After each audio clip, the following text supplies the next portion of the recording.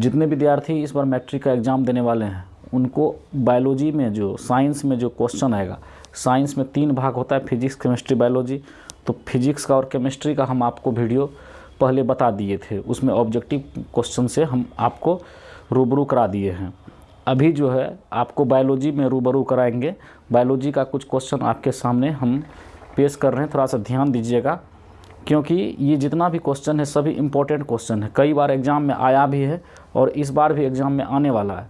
थोड़ा सा आप लोगों को ध्यान देना है, ठीक है। देखिए, सबसे पहला क्वेश्चन है कि स्वपोषी पोषण के लिए क्या आवश्यक है। स्वपोषी पोषण के लिए आवश्यक है option number A chlorophyll, B सूर्य का प्रकाश, सी CO2 या डी इनमें से सभी।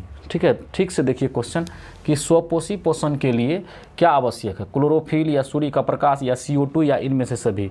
तो इसका आंसर हो जाएगा इनमें से सभी। जैसे कोई पेड़ पौधा होता है तो उसके पत्ती में क्लोरोफिल पाया जाता है और वह CO2 ग्रहण करता है और इस सूर्य के प्रकाश के उपस्थिति में, तो इसीलिए इसका आंसर क्या हो गया, इनमें से सभी, है ना। मानव के हृदय में कितने कोष्ठक पाए जाते हैं, मानव के हृदय में कितने कोष्ठक पाए जाते हैं, इस क्वेश्चन को ध्यान से देखिए। ठीक है, मानव के हृदय में कितने कोष्ठक पाए जाते हैं, ऑप्शन नंबर ए 3, बी 4, सी 8 या डी 2। 3 या 4 या 8 या 2, तो इसका आंसर हो जाएगा 4। क्या होगा, 4। RBC की जीवन अवधि होती है, RBC की जीवन अवधि होती है, इस पर ध्यान दीजिए, 120 दिन या 180 दिन या 80 दिन या 880 दिन। ठीक है, तो RBC रेड ब्लड कॉर्पल्स इसका पूरा नाम होता है। तो इसकी जीवन अवधि कितनी दिन होती है, तो 120 दिन। 120 दिन कहाँ है, ऑप्शन नंबर ए में, इसको टिक मार देते हैं। ठीक है, 120 दिन हुआ है इसका आंसर। दांत की सबसे ऊपरी परत क्या है, दांत की सबसे ऊपरी परत है डेंडाइन या इनामेल या अस्थि या क्राउन। तो दांत की सबसे ऊपरी परत को इनामेल कहते हैं। क्या कहते हैं, इनामेल कहते हैं। मनुष्य के शरीर की सबसे बड़ी ग्रंथि क्या है, मनुष्य के शरीर की सबसे बड़ी ग्रंथि है अग्न्याशय या आमाशय या यकृत या एड्रिनल। ठीक है, मनुष्य के शरीर की सबसे बड़ी ग्रंथि क्या है, अग्न्याशय है या आमाशय है या यकृत है या एड्रिनल। तो इसका आंसर होगा यकृत, यकृत जिसको इंग्लिश में लीवर कहते हैं। ठीक है, ये मनुष्य के शरीर की सबसे बड़ी ग्रंथि है। रक्त क्या है, ब्लड क्या है, उत्तक है या कोशिका है या पदार्थ है या इनमें से कोई नहीं है। तो रक्त जो है उत्तक है, रक्त क्या है, उत्तक है। ठीक है, ये 6 क्वेश्चन अभी है, इसके बाद फिर इसका आप स्क्रीनशॉट लीजिए, फिर 6 क्वेश्चन आपको आगे बताते हैं। सबसे पहला क्वेश्चन, स्वपोषी पोषण के लिए आवश्यक है इनमें से सभी, यानी इनमें से सभी मतलब क्लोरोफिल, सूर्य का प्रकाश, CO2। ठीक है, मानव हृदय में कितने कोष्ठक पाए जाते हैं, 4। RBC की जीवन अवधि होती है 120 दिन। दांत की सबसे ऊपरी परत है इनामेल। मनुष्य के शरीर की सबसे बड़ी ग्रंथि है यकृत। रक्त क्या है, उत्तक है, रक्त क्या है, उत्तक है। इसका आप स्क्रीनशॉट लीजिए, फिर आगे आपको दिखा रहे हैं। लोग 6 नंबर तक पढ़े, 7वां नंबर यहाँ से देखिए ध्यान से। 6 नंबर तक का तो आप स्क्रीनशॉट ले लिए हैं, अब 7वां नंबर का आपके पास क्वेश्चन है, ध्यान से देखिए। कहता है किस जीव में हीमोग्लोबिन नहीं पाया जाता है। 7वां नंबर का सवाल ध्यान से देखिए कि किस जीव में हीमोग्लोबिन नहीं पाया जाता है, पक्षी है या मक्खी है या मनुष्य है या कछुआ है। हीमोग्लोबिन किस जीव में नहीं पाया जाता है, तो इसका आंसर होगा मक्खी। इसका आंसर क्या होगा, मक्खी होगा। मक्खी में जो होता है हीमोग्लोबिन नहीं पाया जाता है। ठीक है, पित्त रस कहाँ से स्रावित होती है, पित्त रस जो है वो कहाँ से स्रावित होती है। तो ऑप्शन नंबर ए है यकृत, बी है मुख गुहा, सी है आमाशय या डी है फेफड़ा। पित्त रस कहाँ से स्रावित होती है, यकृत या मुख गुहा या आमाशय या फेफड़ा। तो इसका आंसर हो जाएगा यकृत। क्या हो जाएगा आंसर, यकृत हो जाएगा। अगला क्वेश्चन देखिए, मानव आहार नाल का सबसे लंबा भाग है, मानव का जो आहार नाल है उसका सबसे लंबा भाग क्या है, ध्यान से देखिए। आमाशय या ग्रास नली या छोटी आंत या बड़ी आंत। मानव के जो आहार नाल है उसका सबसे लंबा भाग छोटी आंत है। क्या है, छोटी आंत है। ठीक है, अगला क्वेश्चन देखिए, मानव शरीर की सबसे बड़ी कोशिका क्या है, अस्थि कोशिका या पेशी कोशिका या न्यूरॉन या मास्टर सेल। तो ध्यान से देखेंगे, क्वेश्चन को बढ़िया से पढ़ेंगे तभी समझ में आएगा कि क्वेश्चन क्या कह रहा है। क्वेश्चन को पढ़ना है, समझना है, तब इसके उसका जवाब देना है। मानव शरीर की सबसे बड़ी कोशिका क्या है, अस्थि कोशिका या पेशी कोशिका या न्यूरॉन या मास्टर सेल। तो इसका आंसर हो जाएगा न्यूरॉन। क्या हो जाएगा, न्यूरॉन। ऑक्सीजन का वाहक कौन है, ऑक्सीजन का वाहक या संवाहक कौन है शरीर में, उसके लिए हम लोग देखते हैं ध्यान से। तो RBC या WBC या लसिका या प्लाज्मा। तो जानते हैं शरीर में ऑक्सीजन का वाहक जो है कौन है, आरबीसी है। कौन है, आरबीसी। न्यूक्लियस शब्द किसने दिया था, न्यूक्लियस शब्द किसने दिया था, रॉबर्ट हुक या रॉबर्ट ब्राउन या प्लाड या अरस्तु। तो रॉबर्ट हुक तो नहीं होगा, रॉबर्ट हुक ने कोशिका का खोज किया था। ठीक है, तो इसका आंसर हो जाएगा रॉबर्ट ब्राउन। ठीक है, देखिए किस जीव में हीमोग्लोबिन नहीं पाया जाता है, तो मक्खी। पित्तरस कहाँ से स्रावित होती है, यकृत। मानव आहार नाल का सबसे लंबा भाग है, छोटी आंत। मानव शरीर की सबसे बड़ी कोशिका है, न्यूरॉन। ऑक्सीजन का वाहक है कौन, कौन वाहक है, आरबीसी।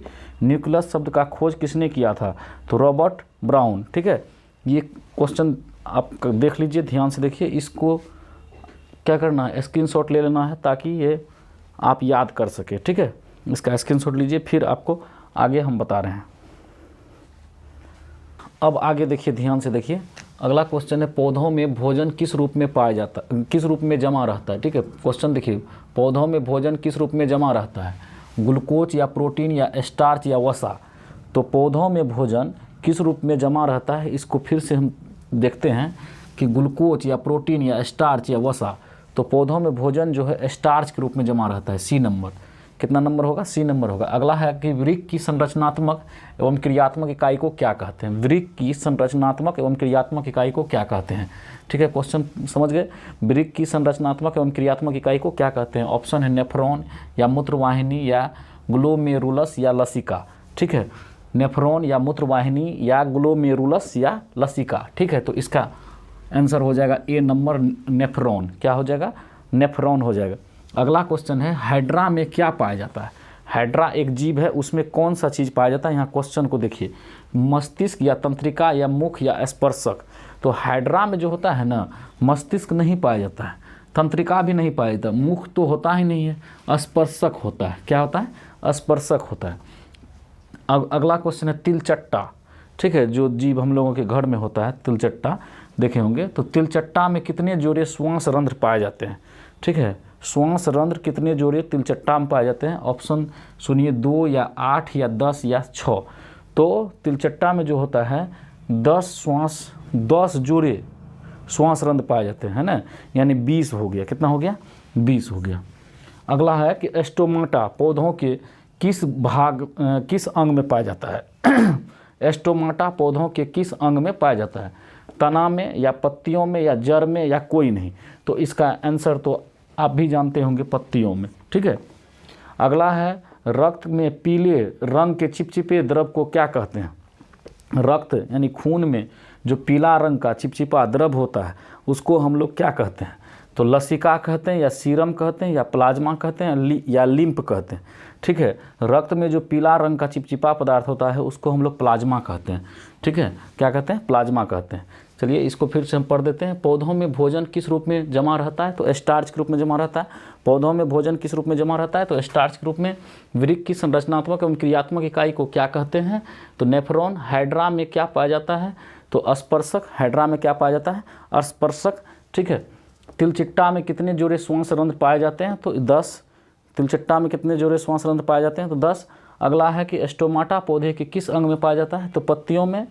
रक्त में पीले रंग के चिपचिपे द्रव को क्या कहते हैं, प्लाज्मा कहते हैं। ठीक है, आप इसका स्क्रीनशॉट लीजिए, फिर आगे आपको बता रहे हैं। ठीक है, रक्त में पीले रंग के चिपचिपे द्रव को क्या कहते हैं, तो प्लाज्मा कहते हैं। ठीक है, आगे ध्यान दीजिए। 18 नंबर तक का क्वेश्चन तो हम लोग सॉल्व कर लिए। अब 19वां नंबर का क्वेश्चन देखिए, ध्यान से देखिए। 19वां नंबर का सवाल है, मनुष्य में ट्रेकिया की लंबाई कितनी होती है। मनुष्य में ट्रेकिया की लंबाई कितनी होती है, ऑप्शन को आप ध्यान से सुनिए। 11 सेंटीमीटर या 18 सेंटीमीटर या 21 सेंटीमीटर या 25 सेंटीमीटर।